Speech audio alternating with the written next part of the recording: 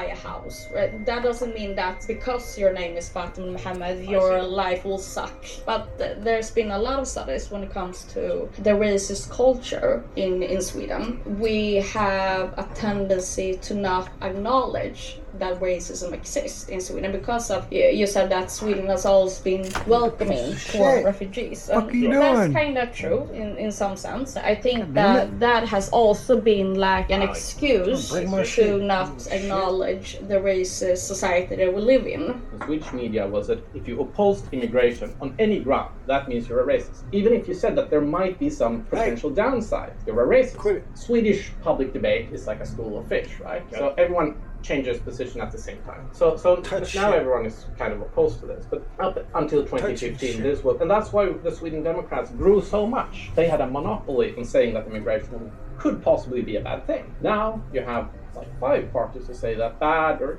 not too good. So there's far more competition in that. I saw some data from The Economist today. This was not from Sweden, but from Denmark. It should be pretty much the same. Where they had looked at the fiscal effects of immigration from different parts of the world. But the average effect from an immigrant from the Middle East and North Africa was that they were a fiscal burden throughout their life. Even, and this is important, even in their prime working age. Do you think migrants from Muslim countries are integrating well into Sweden? And is Sweden helping them integrate into Sweden? I'm kind of allergic to the integration. Tell me why.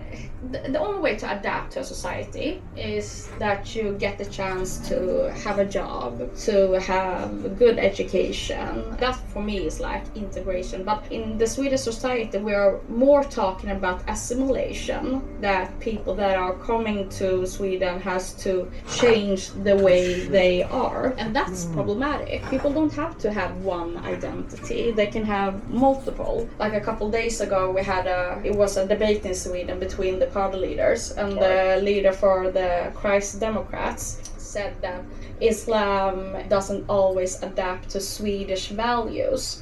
What does that mean? I'm a Swedish Muslim.